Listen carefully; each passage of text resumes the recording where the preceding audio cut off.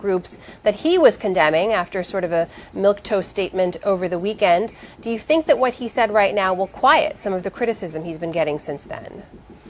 I think it will definitely stop the political bleeding, but let's be fair, it is not radical to come out and denounce neo-Nazis. What it was radical was waiting this long to do so, and that's what his Republican colleagues thought, and that was why he was met with an absolute sort of wave of opposition, even from within his own party over the last 3 days.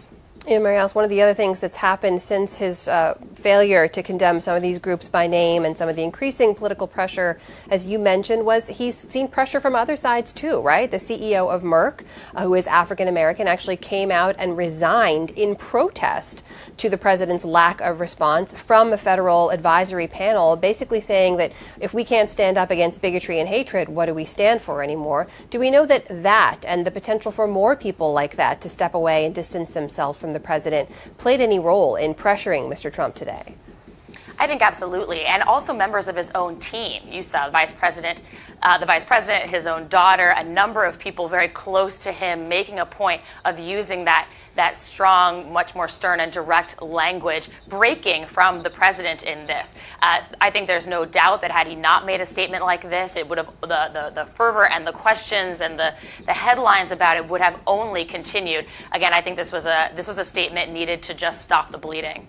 Let's bring in now our colleague Pierre Thomas, ABC's Chief Justice Correspondent. Pierre, we heard a little bit of news there that the Department of Justice has opened a civil rights investigation into the deadly attack in which one young woman was killed. What exactly does that entail, and what kind of message do you think the administration is trying to send here? Well, what that means is that the FBI is now full bore on the case of looking into this young man's background to try to determine motive. Does he have ties to white supremacist groups? Does he have ties to neo-Nazis? Some of the early reporting that's gone on so far suggests from a high school teacher that he idolized Adolf Hitler, believed in the Nazi propaganda, believed in white supremacy. There are classmates of his who are talking about a trip to Europe in which they went to Germany, went to concentration camps allegedly, where he allegedly said something about this is where the magic started. So that part of the investigation is going to be critical because they will look at his background. They will do a search of phones and computers. They will talk to associates. They'll try to get a sense of, did he show up, if in fact he is the culprit, the suspect, the person who did this heinous act. Did he do it at the behest of someone, or was this a spur-of-the-moment act of opportunity? Pierre, I got to ask you, because one of the consistent criticisms of this president has been time and again when the opportunity comes to speak out against these specific kinds of groups, far-right extremist groups represented by white nationalists, white supremacists, the KKK, neo-Nazis here in America. He doesn't speak out as forcefully as most people would expect him to right away. At the same time, and the people I've interviewed who track hate in America say we've seen a rise in membership and an interest in some of these groups. From the folks you talk to in law enforcement, is that something that they're concerned about, that they've actually seen real evidence of? Well, the Southern Poverty Law Center tracks hate groups in this country, and they have data that shows that since 2000 there's been a 52% increase in the number of such hate groups, roughly 600 or so in 2000. Now we're up to well over 900. So that is of concern. Law enforcement is aware of these kinds of groups. And again, you don't have to look up much history to find out what the KKK, neo-Nazis, and white supremacists are about. And even though fists and punches were thrown on a number of sides during that protests and counter-protests on Saturday in Charlottesville, make no mistake, the people who have fomented that kind of violence and who are known for it, many of those people showed up in helmets, had sticks to beat people, so it was apparent that they came for a fight. Our thanks to Pierre Thomas, live in Washington. Thanks, Pierre. For those of you just joining us, President Trump has delivered updated remarks in response to the deadly attack in Charlottesville over the weekend. In case you missed it, here is what the president had to say in regards to some of the groups that incited the violence in the first place. Let's take a listen. We must love each other, show affection for each other, and unite together in condemnation of hatred, bigotry, and violence. We must rediscover the bonds of love and loyalty that bring us together as Americans. Racism is evil, and those who cause violence in its name are criminals and thugs, including the KKK, neo-Nazis, white supremacists, and other hate groups that are repugnant to everything we hold dear as Americans. My colleague Mary Alice Parks joins me live in Washington now. And Mary Alice, those were the words a lot of people were waiting to hear. As you mentioned, it's nothing radical to call out white supremacists in America in 2017. But let's back it up just a little bit here. I mean, these were groups that showed up, as Pierre had mentioned, with torches in hand, anti-Semitic signs, Trump campaign signs in some cases, chanting Nazi slogans. And then for 3 days, they heard nothing from the president that said that they did anything wrong necessarily. Though the president has now come out and said the words everyone thought he would say 3 days ago, do you think that the silence in those last 3 days sends a message? Absolutely.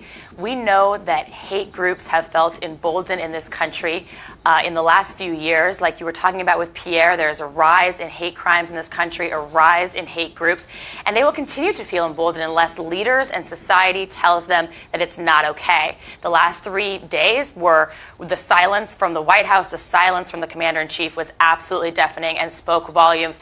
I think that we saw many of those radicals, those extremists, those white nationalists feel empowered by the lack of condemnation from this president. You know, I think it was interesting, two things that the president did not say today. He did not specifically call the act an act of domestic terrorism, though his own attorney general said that it felt like it met the definition of an act of domestic terrorism. I think that a lot of people watching that footage see a very, very direct act of violence. So that was surprising to me. He did not use that language. And he also did not say, I don't want your support. You know, it was very interesting to watch those protesters, those extremists there in Charlottesville. They did not mince words about which politician they were backing. We saw David Duke, a former KKK head, saying that he was there present to fulfill the promise of this president. They feel like they are aligned with this president. We have seen other Republicans in the past make a point of saying they don't want the support of white extremists and nationalists like this. We did not see that from this president. Mary Alice, you mentioned other Republicans, and we believe that part of the reason the president felt a need to come out and clarify his response was part of that political pressure, right? His own party's leadership speaking out almost against their president, saying this didn't go far enough. This is not what our country is all about. This was not about partisan politics. This was members of his own party. Do we think that that will have any kind of lasting effect, or will this continue to come up again and again, as unfortunately we know these sort of issues now do? You know, when you look at the president's past statements about minorities in this country, some of the comments he made during campaign rallies that got out of hand and borderline violent, this is an issue that will continue to dog this presidency unless he takes active steps to reverse course. I think you saw a very remarkable, quick backlash from members of his own party, like you said, not only standing up against these hate groups, but standing up against their own Republican president, calling him out specifically for not going far enough. You're right, we saw it from a number of Republican senators and congressmen across the country. This was clearly a seed change for them, and I don't think that these issues are going to go away anytime soon. All right. Our thanks to Mary Alice Parks down in D.C. Thanks, Mary Alice. Good to talk. Thank you. And thanks to all of you for watching as well. Remember, you can go to abcnews.com anytime for continuing coverage of this story and many others. For now, I'm Amna Navaz, and I'll see you back here soon.